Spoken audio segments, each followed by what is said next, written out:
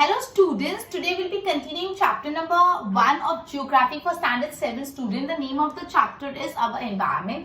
अपने earlier session में atmosphere, lithosphere, hydrosphere पढ़ लिया था. आज अपन पढ़ने वाले बायोस्फीयर. ठीक है, तो बायोस्फीयर एक नैरो जोन है जहाँ पे लिथोस्फीयर, हाइड्रोस्फीयर, एटमोस्फीयर तीनों मिलता और इंटरैक्ट करता है. मतलब जहाँ पे लिथोस्फीयर, जहाँ पे हाइड्रोस्फीयर, जहाँ पे एटमोस्फीयर, तीनों स्फीयर्स, जहाँ पे लिथोस्फीयर मतलब जो सॉलिड रॉक से बना हुआ होता है, hydrosphere water and atmosphere air. ठीक है, तो बेसिकली जहाँ पे भी लिथोस्फीयर, हाइड्रोस्फीयर, एटमोस्फीयर तीनों मीट करते हैं, तीनों एक दूसरे से इंटरैक्ट करते हैं, उसको बोलते हैं बायोस्फीयर. ठीक है, सॉरी, ओके, तीनों मीट करते हैं, तीनों एक दूसरे से इंटरैक्ट करते हैं, उसको बोलते हैं बायोस्फीयर. अभी जो वर्ड है बायोस्फीयर वो एक ग्रीक वर्ड से आया है. बायो बायो मतलब क्या होता है? लाइक. एंड एक लैटिन वर्ड स्फीयर मतलब होता है टोटल रेंज. मतलब biosphere all range of life cover कर लेते हैं. Include lithosphere, include hydrosphere, include atmosphere. मतलब बायोस्फीयर में तीनों स्फीयर्स आ जाते हैं. लिथोस्फीयर, एटमोस्फीयर एंड हाइड्रोस्फीयर तीनों स्फीयर आ जाते हैं. ठीक है, तो बेसिकली जहाँ पे लिथोस्फीयर, हाइड्रोस्फीयर, एटमोस्फीयर तीनों मिलकर इंटरैक्ट करते हैं वहां पे आता है बायोस्फीयर. बायोस्फीयर लैटिन वर्ड से आया है. बायो मतलब होता है लाइफ एंड स्फीयर मतलब होता है टोटल रेंज. ओके, ये जो बायोस्फीयर वहां पे लाइफ पॉसिबल है, सपोर्ट लाइफ, इसलिए इसको लिविंग वर्ल्ड बोला जाता है. बायोस्फीयर को क्या बोला जाता है? Living world. Because biosphere support life, biosphere में लाइफ पॉसिबल है, बायोस्फीयर लाइफ को सपोर्ट करता है, इसलिए उसको हम लोग बोलते हैं लिविंग वर्ल्ड. बायोस्फीयर में प्लांट और एनिमल किंगडम दोनों आ जाते हैं. प्लांट किंगडम भी आता है, मतलब प्लांट भी आता है और एनिमल भी आ जाता है. ठीक है, बायोस्फीयर स्मॉल होता है साइज में, बट अराउंड 15 लाख स्पीसीज होते हैं बायोस्फीयर में. बायोस्फीयर माना जाता है small in size, but small in size होने के बावजूद भी 15 लाख स्पीसीज इसमें होते हैं. ठीक है, बायोस्फीयर से सारे लिविंग ऑर्गेनिज्म को न्यूट्रिएंट्स और रिसोर्सेज मिलते हैं और इस वजह से बायोस्फीयर बहुत ही ज्यादा इंपॉर्टेंट है. ओके, तो वन मोर टाइम अपन बायोस्फीयर क्लियर कर लेते हैं. तो बायोस्फीयर एक नैरो जोन ऑफ कंटैक्ट है जहाँ पे लिथोस्फीयर, एटमोस्फीयर, हाइड्रोस्फीयर तीनों मीट करते हैं, तीनों इंटरैक्ट करते हैं. मतलब जहाँ पे लिथोस्फीयर, हाइड्रोस्फीयर, एटमोस्फीयर तीनों इंटरैक्ट कर रहे हैं, तीनों एक साथ मिलकर इंटरैक्ट कर रहे हैं, वहां पे आ जाता है बायोस्फीयर. अब मैंने आपको बताया बायोस्फीयर लैटिन वर्ड से आया जिसका बायो मतलब होता है लाइफ एंड स्फीयर मतलब होता है टोटल रेंज. बायोस्फीयर में लाइफ पॉसिबल है. बायोस्फीयर में से कंडीशन है विद सपोर्ट लाइफ, इसलिए बायोस्फीयर को लिविंग वर्ल्ड बोला गया. तो आपको 1 मार्क में पूछ सकते हैं why biosphere is known as a living world? Because biosphere support life. ठीक है, बायोस्फीयर में प्लांट और एनिमल किंगडम दोनों आ जाते हैं. प्लांट भी होते हैं, एनिमल भी होते हैं. ओके, हाँ, तो प्लांट और एनिमल दोनों होता है. बायोस्फीयर स्मॉल साइज में, स्मॉल साइज होने में के बावजूद भी कितने लाख स्पीसीज है? 15 लाख स्पीसीज यहाँ पे प्रेजेंट है. बायोस्फीयर सारे लिविंग ऑर्गेनिज्म को न्यूट्रिएंट्स देता है और रिसोर्सेज देता है. एंड बायोस्फीयर बहुत ही ज्यादा अपने लिए इंपॉर्टेंट है. क्लियर? बायोस्फीयर के बाद अपन इकोसिस्टम पढ़े. अपन ने एटमोस्फीयर पढ़ा, लिथोस्फीयर, अपन ने एटमोस्फीयर पढ़ा, लिथोस्फीयर पे, हाइड्रोस्फीयर पे, एंड इनफैक्ट अपन ने बायोस्फीयर का कंटेंट भी यहाँ पे स्टडी कर लिया है. अब आ जाता है इकोसिस्टम के बारे में. इकोसिस्टम क्या होता है?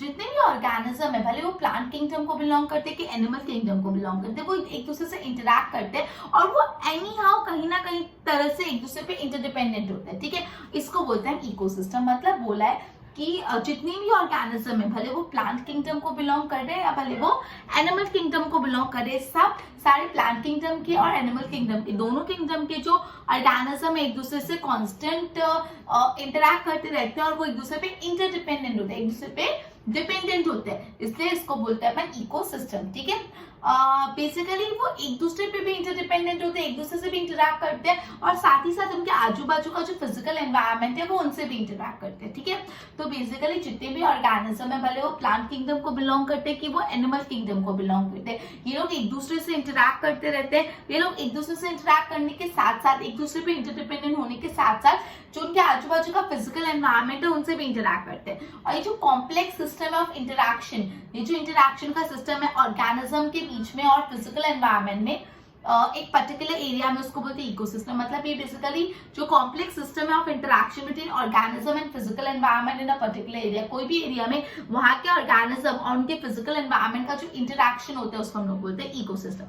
इकोसिस्टम की साइज वेराई करती रहती है, बदलती रहती है. इकोसिस्टम एक रेन फॉरेस्ट जितना बड़ा भी हो सकता है, इकोसिस्टम एक पॉन्ड जितना छोटा भी हो सकता है. क्लियर? वापस इकोसिस्टम समझते हैं. बोला जितने भी ऑर्गेनिज्म है वो प्लांट किंगडम को बिलोंग करते हैं या तो फिर वो एनिमल किंगडम को बिलोंग करते हैं. सब लोग एक दूसरे पे एक दूसरे से इंटरैक्ट करते हैं और एक दूसरे से इंटरडिपेंडेंट होते हैं। एक दूसरे पे इंटरडिपेंडेंट होने के साथ साथ वो अपने जो फिजिकल एनवायरनमेंट है उस पर भी डिपेंडेंट है, उससे भी इंटरैक्ट करते हैं, ठीक है। तो ये जो पूरा कॉम्प्लेक्स सिस्टम है पूरा इंटरैक्शन का between organism and it's physical environment in a particular area, उसको हम लोग बोलते हैं इकोसिस्टम। इकोसिस्टम बदलता रहता है, वराय करता रहता है। इकोसिस्टम एक रेन फॉरेस्ट जितना बड़ा भी हो सकता है और इकोसिस्टम एक पॉन्ड जितना छोटा भी हो सकता है। तो हम एक पॉन्ड की इकोसिस्टम के स्टडी करते हैं।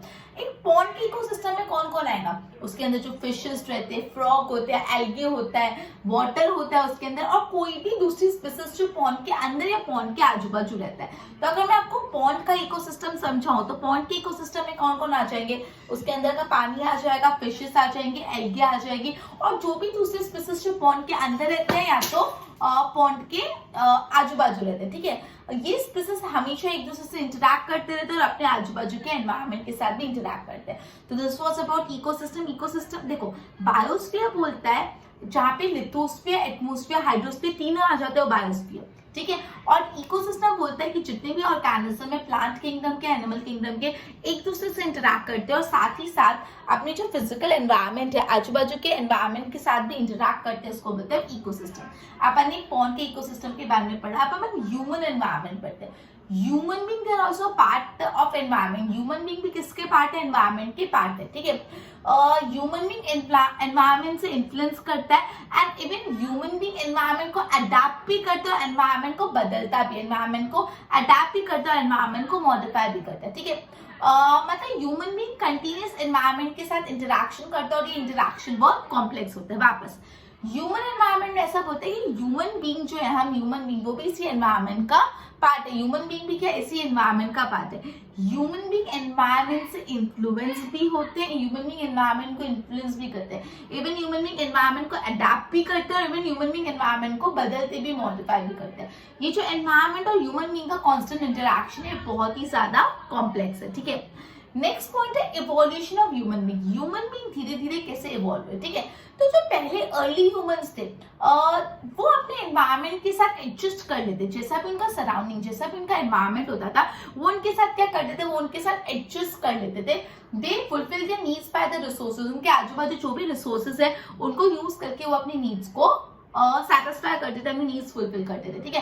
तो अपन इवोल्यूशन ऑफ ह्यूमन एनवायरनमेंट के बारे में पढ़ रहे, बोले जो अर्ली ह्यूमंस थे वो अपने आजू बाजू के एनवायरनमेंट के हिसाब से अडेप्ट कर लेते थे, खुद को चेंज कर लेते थे, आजू बाजू जो भी रिसोर्सेज अवेलेबल होता था उसको यूज करते थे। लेकिन मॉडर्न टाइम में क्या हुआ वो पढ़ते, लेकिन अभी एक बार इतना देख लेते हैं। अपन ने बायोस्फीयर पढ़ा। बायोस्फीयर एक नैरो जोन है जहाँ पे लिथोस्फीयर, हाइड्रोस्फीयर और एटमॉस्फेयर तीनों मिलता है और इंटरैक्ट करता है। बायोस्फीयर एक लैटिन वर्ड से है बायो जिसका मतलब होता है लाइफ, एंड स्पेरा मतलब बायोस्फीयर दो वर्ड से डिराइव हुआ। बायो जो है वो एक ग्रीक वर्ड है जिसका मतलब लाइफ है, और लैटिन एक और स्पेरिया एक लैटिन वर्ड है जिसका मतलब टोटल रेंज है। तो बेसिकली बायोस्फीयर में लाइफ पॉसिबल है, बायोस्फीयर सपोर्ट लाइफ, इसलिए इस बायोस्फीयर को क्या बोला जाता है, लिविंग वर्ल्ड भी बोला जाता है, ठीक है। बायोस्फीयर में प्लांट भी आ जाते हैं, एनिमल भी आ जाते हैं, प्लांट किंगडम भी आ जाता है, एनिमल किंगडम भी। बायोस्फीयर बहुत स्मॉल है साइज में, क्योंकि उसके एस्टिमेटेड 15 लाख स्पीसीज उसमें रहते हैं। बायोस्फीयर जितने भी लिविंग ऑर्गेनिज्म उनको न्यूट्रिएंट्स और रिसोर्सेज तो देता है, और बायोस्फीयर इसलिए बहुत ही ज्यादा इंपॉर्टेंट है अपने लिए। इकोसिस्टम तो जितने भी ऑर्गेनिज्म हो प्लांट किंगडम को बिलोंग करते हैं, एनिमल किंगडम को बिलोंग करते हैं, एक दूसरे से इंटरैक्ट करते रहते हैं कॉन्स्टेंटली और एक दूसरे पे इंटरडिपेंडेंट होते हैं। इनफैक्ट वो अपने फिजिकल एनवायरनमेंट पे भी से भी इंटरैक्ट करते हैं। और ये जो पूरा कॉम्प्लेक्स सिस्टम है इंटरैक्शन का बिटवीन ऑर्गेनिज्म एंड इस फिजिकल एनवायरनमेंट, एक पर्टिकुलर एरिया में उसका इकोसिस्टम होता है। इकोसिस्टम अलग अलग होते हैं, वेराई करती है। इकोसिस्टम एक रेनफॉल जितना बड़ा भी हो सकता है, इकोसिस्टम एक पॉन्ड जितना छोटा भी हो जाता है। पॉन्ड के इकोसिस्टम में अगर मैं देखूं तो क्या क्या होगा, उसमें फिशेस होंगी, फ्रॉग होंगे, एल्गे होगा, पानी होगा, और बेसिकली जो भी स्पीसीज जो पॉन्ड के अंदर है पॉन्ड के आजू बाजू रह रहे हैं, ठीक है। तो बेसिकली ये स्पीसीज कॉन्स्टेंटली एक दूसरे से भी इंटरैक्ट करते हैं और एनवायरनमेंट के साथ भी इंटरैक्ट करते हैं। ह्यूमन एनवायरनमेंट के बारे में अपन पढ़े। ह्यूमन बीइंग एनवायरनमेंट का पार्ट है जहाँ पे वो रहते हैं, वो एनवायरनमेंट से इन्फ्लुएंस होते हैं और वो एनवायरनमेंट को अडेप्ट करते हैं और एनवायरनमेंट को मॉडिफाई करते हैं। ह्यूमन बीइंग कांस्टेंट एनवायरनमेंट के साथ इंटरैक्ट करता रहता है ना। फिर अपन ने इवोल्यूशन ऑफ ह्यूमन बीइंग पढ़ा, जिसमें अपन ने ये स्टडी किया कि जो अर्ली ह्यूमंस होते थे वो अपने सराउंडिंग के हिसाब से एडजस्ट कर लेते थे। जो भी उनका सराउंडिंग होता था उनके हिसाब से वो क्या कर लेते थे, एडजस्ट करते थे, और मोस्टली उनकी जितनी भी नीड्स थी वो रिसोर्सेज से, अपने आजू बाजू के रिसोर्सेज से अपनी नीड्स को फुलफिल कर लेते थे। ठीक है, आगे क्या वो पढ़ते, पहले एक बार इसकी नोट्स बना लो, आइए इसको गो थ्रू करो बोर्ड से। Okay, biosphere is a narrow zone where lithosphere, hydrosphere, and atmosphere meet and interact. Biospheres come from the word जो ग्रीक वर्ड है बायो जिसका मतलब लाइफ एंड लैटिन वर्ड है स्पेरिया जिसका मतलब total range. This sphere support life and it is called the living world. Biosphere consist of plant and animal kingdom. Biosphere small है size में पर एस्टिमेट बायोस्फीयर में कितने लाख स्पीसीज है? 15 लाख स्पीसीज है. ओके, तो biosphere nutrients and resources provide करता है लिविंग ऑर्गेनिज्म को. बायोस्फीयर अपने लिए बहुत ही ज्यादा इंपॉर्टेंट है. Now ecosystem. All organisms belonging to plant or animal kingdom, they interact with each another and they are also interdependent on each other. And along with that, they also interact with the physical environment. तो जो complex system of interaction between organism and physical environment in a particular area उसको बोलते हैं ecosystem. Ecosystem vary करता है, ecosystem की size vary करते हैं. It could be as large as the grass rainforest या grassland or it could be as small as the pond. Pond ecosystem में fishes, frog, algae, water lilies सब आ जाते हैं including other species that live in और around the pond. Most of the ecosystem बहुत complex होते थे. Species interact with each other and also with the biotic environment. Now human environment. Human being are the part of the environment in which they live. They are influenced by the environment. वो अपने environment से influence होते हैं. They adapt and modify environment. वो environment को adapt भी करते हैं और modify भी करते हैं. The interaction of human being with the environment बहुत ही ज़्यादा complex है. जो human being environment के साथ interact करते हैं वो बहुत ही ज़्यादा complex है, right? Okay, now evolution of human being. Early human adjust with the surrounding where they live. Early human जहाँ पे भी रहते थे वो अपने आजू बाजू के surrounding के साथ adjust कर लेते थे and most of the need were fulfilled by the resources. ठीक है, आगे क्या हुआ वो अपन पढ़ते हैं. पहले इसके notes बनाओ.